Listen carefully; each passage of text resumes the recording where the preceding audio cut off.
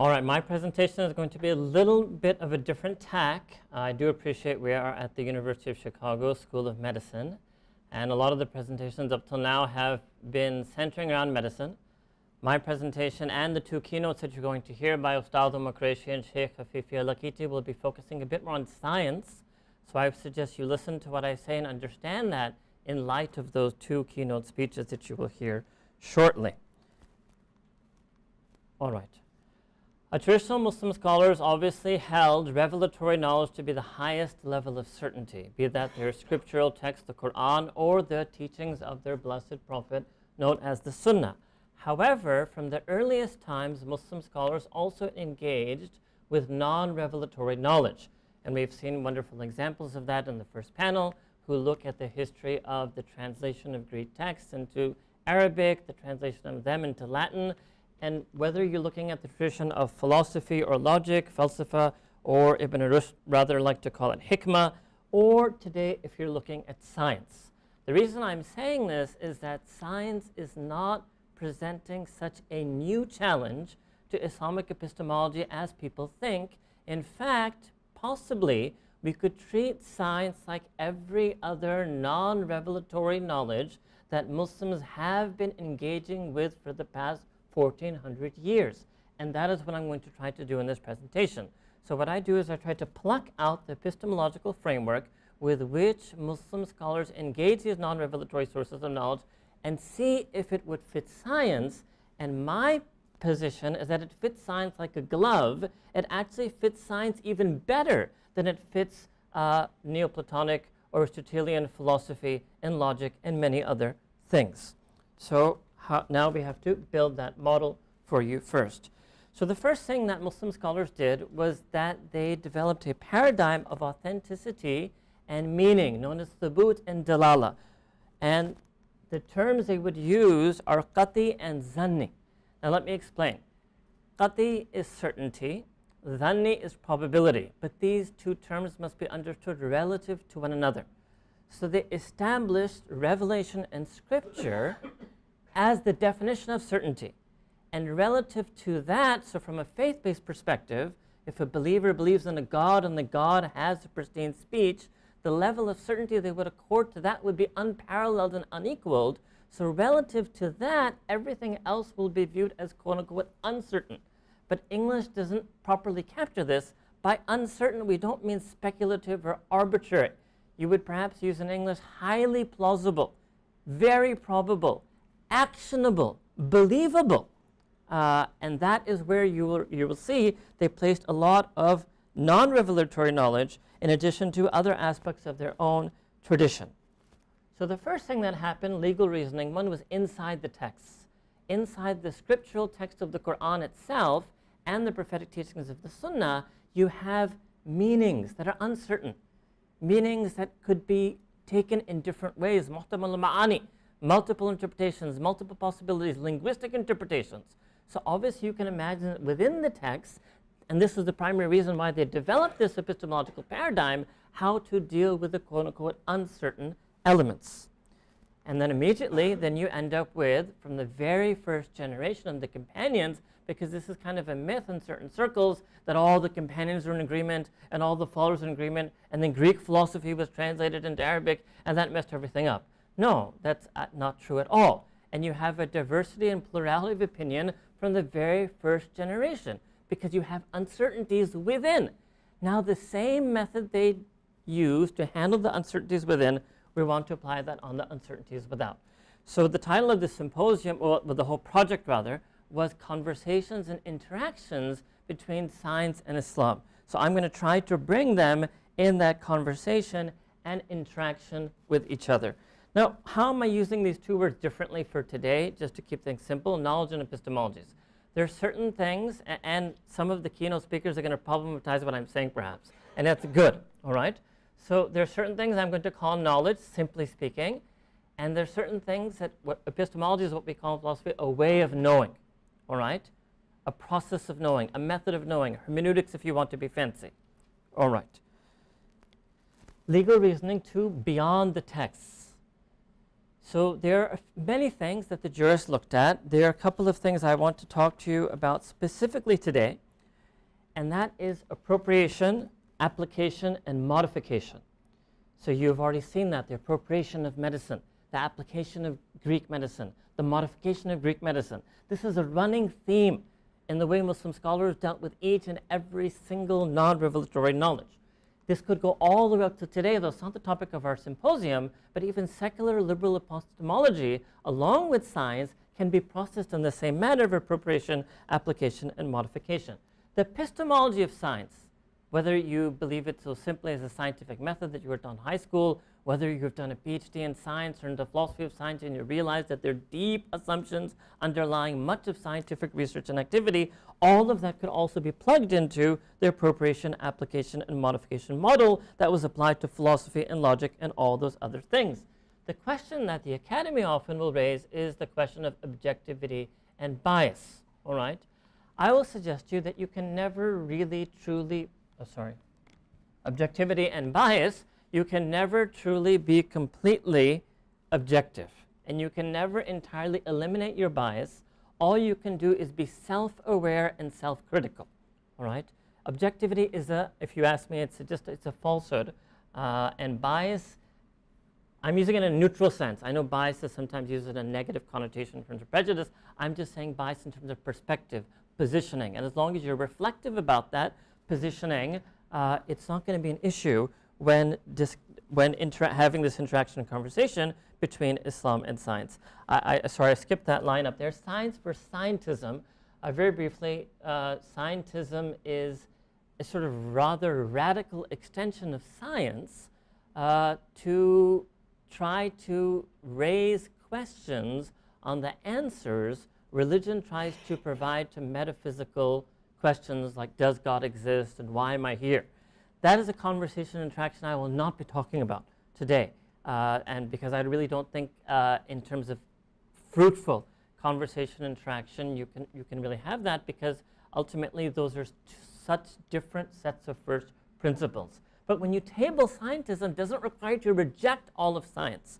And that's the only reason I want to put it there. Now, two very important things I want to tell you. Fiqh. So fiqh does not just mean legality. Fiqh in Arabic, and if I explain it to you linguistically, it might help. Fiqh means a deep understanding arrived after considered study. Sharia does not mean the medieval code that has nothing other in it than chopping people's hands off. Sharia in Arabic means a path, the way of life or path to earn the pleasure of God. Usul means sources and bases and methodologies of understanding. So the usul al-fiqh of Sharia is what will be the sources and bases and methods of your understanding how to live a life on that path which attains the pleasure of God. That is Islamic law. And that goes beyond just legality, all right? And that's why this framework can be applied to issues other than just law, be it one of ethics, be it of science. Okay, so that is our epistemology and understanding of legal methodologies. Those are the concepts and categories. From fiqh to tafaqquh is something that I built upon my previous presenter, Ayman Shabana, that for a mufti to understand things, he needs to go beyond just his legal text to get tafaqquh. So he would need on his own to build up a certain capacity and to partner with experts to make up for any deficiencies in that capacity to understand any issue in science that is relevant to the understanding of the path to earning the pleasure of God. And therefore we must extend our epistemological model. The two particular things I want to, and I'm going to have to start speaking fast here. The two particular things I want to extend are aql and urf. Aql, intellect, rationality. I will just call that the human's ability to capture empirical reality. Urf, all of the social sciences, the human ability to capture social reality. These are perhaps, and this is a tentative thing I'm suggesting to you, are perhaps the closest parallels within the paradigm that resemble science. All right? Because science is also a discourse, it's an epistemology. You might hear later today that science is a dominant discourse in epistemology. Science is also certainly the ultimate act of the aql today, and saying that it's not some capitulation. The humanities should not view itself as capitulating to science by acknowledging that science is a deeply aql. In fact, it's almost a critique of science because it's saying that science lacks the aesthetic and creative things that perhaps lie more in the humanities. I'm sure scientists will say we're very creative in our labs. I'm just jabbing at you a little bit, all right? Now, aql and urf go back to the hierarchy that I told you, aql and urf were not viewed by the Islamic legal epistemologians, and I'm inventing a word in English, as qati, as certainty. They were viewed as plausible and probable means. When they were doing qiyas or analogical inference, sometimes they would find that in a nas, in a text. Sometimes it would not be mansus, it would not be in a text. They would use their mind to assess it. And if their mind changed, if their view changed, they would change the analogy, they would change the ruling. If they made a ruling, what we call mabni al-urf, based on social reality. If the urf changed, if the social reality changed, they would change their ruling. This pre-exists any such debate of science and religion. It is there in our own textual tradition of usul al-fiqh. All right? So I will say that science is not the, only, exclusively. Science is a new aql, and I owe this again to my esteemed panelists, a new urf, because I said science is the new urf, and he corrected me, it's better to say science is a new urf. We have been having a lot of discussions with one another for the past 2 days. All right? A new aql and a new urf, in the same way that aql and urf were used before and given that status on the level of probability, in that same way science can be placed. So yes, there have always been multiplicities, there have always been hierarchies, and now I'm going to apply the model and show you some interactions between science and Islamic epistemology. Case 1, to take it off the table, is non-overlapping areas. There are many, many things in medicine now, so let me say a little bit about medicine, that you do not need to know. You do not even need to try to formulate an Islamic epistemological position on that matter. If a doctor or neuroscientist says that we have discovered how neural networks control muscle activity and therefore we're going to recommend this particular method of physical therapy, say fine. This is an entirely non-overlapping area. Done. Second, where there's overlap and competition. Where there's overlap and competition, that's the most important case, and I'm going to do one case on that in slightly detail depending how much time we have. What you will do in that is you will use the same two tools that the jurors use. The first is tatbiq, reconciliation. That, okay, there's a competition between what science is telling me and some precept of Islamic learning is telling me. Is there where I can reconcile? Is there some third meaning that can encompass these two, subsume both of the two? And if I can't do that, I will have to go for tarjih. I will have to elevate and prefer one over the other, just like we have already done in aql and urf and many other secondary and tertiary sources of the law. The last thing, which I'm also really not going to do today, is case 3, contradiction, which is absolute when science contradicts something that's qata. Science contradicts something that Islam holds to be definitively, absolutely, necessarily certain. So famous incidents of like that are like the miraculous birth of the blessed Prophet Jesus. So science says it's not possible for a human being to be born without a father. Islamic religion, scripture, text says beyond any trace of doubt that the blessed Prophet Jesus was born without a father. All right? You will find a very, very small number of such things that actually even don't bear any relevance on your life in this world. It's just a matter of your belief, your aqidah, your faith. All right? So I'm keeping those up, but just so you know, there are two tools that the jurists did use for that when other non-revelatory knowledge had that absolute contradiction. One was ta'wil, which is a type of figurative interpretation, and the other one is miracles, mu'jizat. Now a deeper look. Science looks at the material and metaphysical, so the case study, humanity, the ultimate overlap. Why do I say humanity is the ultimate overlap? So I'm going to have to go now very fast. That humanity is that unique, well, I wouldn't say unique, but that very special creation that has both a physiological aspect and a metaphysical aspect, has a matter and a ruh, is the subject matter of science and the subject matter of religion. And for medicine, it's your ultimate subject matter, and obviously for religion, the human being is the ultimate subject matter. So, the Islamic understanding of the human being, first there's the body, the jasad and jism, non-overlapping, belongs to science, you take it. Next is aql. Aql is overlapping.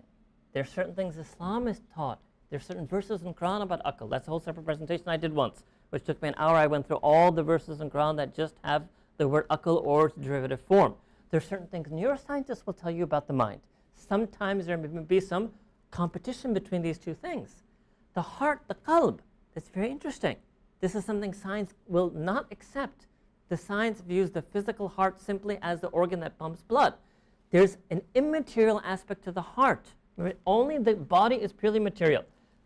In Islamic understanding, the aql, the mind, the qalb, and the nafs, all three have material and immaterial aspects. Your iman is your qalb. That's what the Quran says. No doubt that qalb is referring to a spiritual, immaterial heart, but that's a heart that science, the cardiologist can't capture. The nafs, the ego. So yes, genetics might be looking for behavioral genes for the gene that causes anger. Islamic spirituality, tazkiyah, the Quranic scriptures will tell you there's also something called the nafs, which is hissi, which may have, and this is a big debate between Muslim scholars, does it have any material element to it or not? And obviously, the last thing is ruh, and the ruh, I will argue, although many Muslim philosophers and theologians and Sufis have taken a wide range of positions on this, I argue that the ruh is entirely immaterial.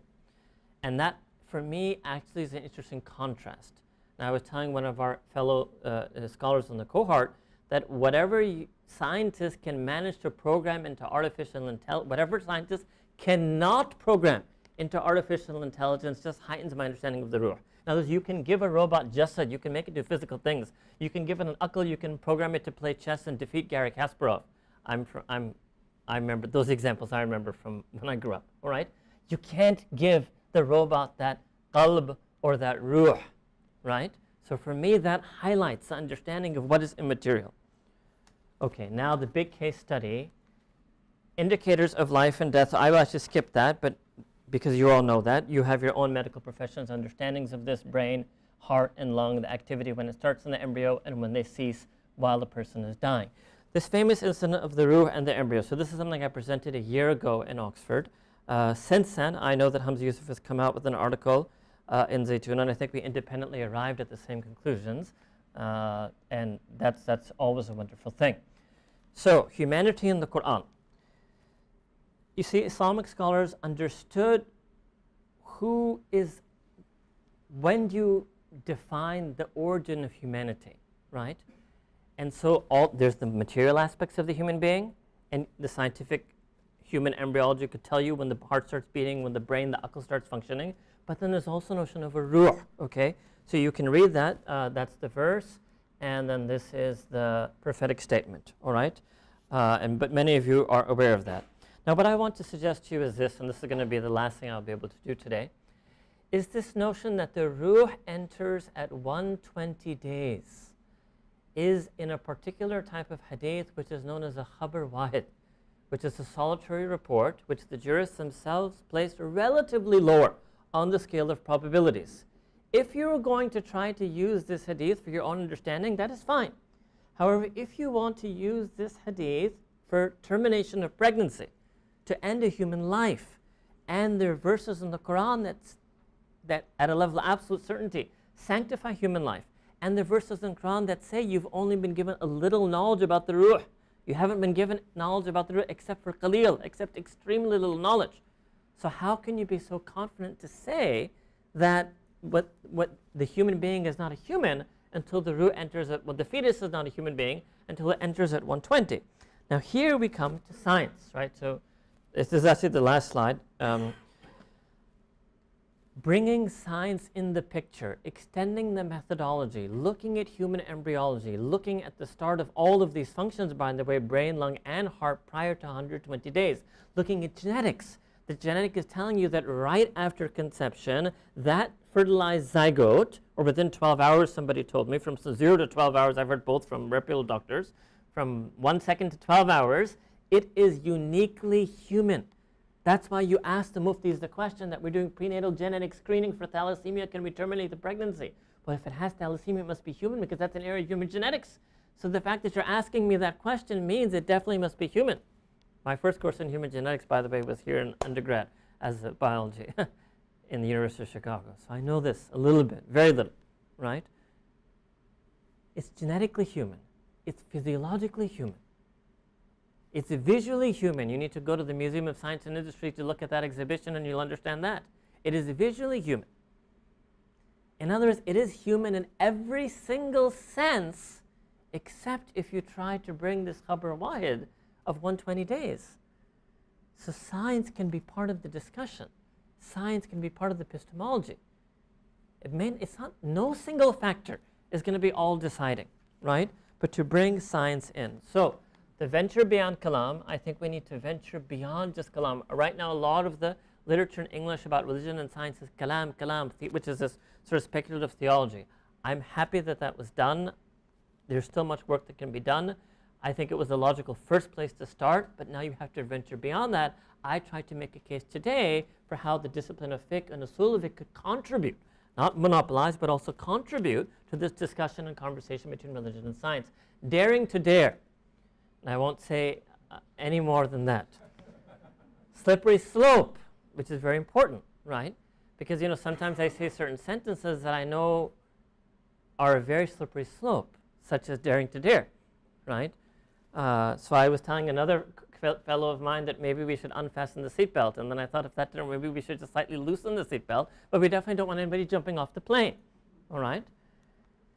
Rigor, and this is a very important thing, right? What we don't need is scholars, whether Muslim or non-Muslim, from the academy, from the seminary, just jumping into this field because it's hot or because it's got funding, or because it may be easier to even publish in this field because the level of peer review and the level of rigor is not as high.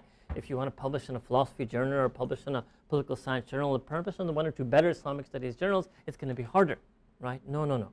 We need to have deep rigor, and I say this publicly first to myself, right? I can't just moonlight, and that's why I need to create, and you're all around my age, plus or minus 10 to 20 years, I guess. But we need to create, no, because I just kind of very quickly saw a couple of faces, so I had to correct that. But I think we have to, if you really want this discussion to take off, we have to find the students in their 20s and 30s to really do entire, well thought out master's and PhD and postdoc programs on this topic. Yes, until that happens, maybe some of us may moonlight and come and talk about these things, but we're really trying to push for that broader, deeper discussion to take place. As many times many of you doctors moonlight as Islamic scholars, and all right, enough said there. Collaboration, collaboration. Until you have those experts, you have to have that collaboration. And that's why I, in my own way, would like to thank the organizers, because I think, and that's really what attracted me to come here. I'm more of a turtle who does not like to come out of his shell. But the different backgrounds of the different people who the Templeton Foundation assembled this weekend was one of the most interesting things to me. And I'm sure, without knowing you personally, but I'm sure there's a great diversity in the crowd here as well. And that is very happy for me to see pragmatics, and that's the last thing, intellectual honesty. Pragmatics means some of these things do have public policy implications, have social implications. And intellectual honesty, I think I've already said enough about that. Because I know, and I thank you for giving me that 1 or 2 minutes extra time. The rest we'll talk about in the Q&A session.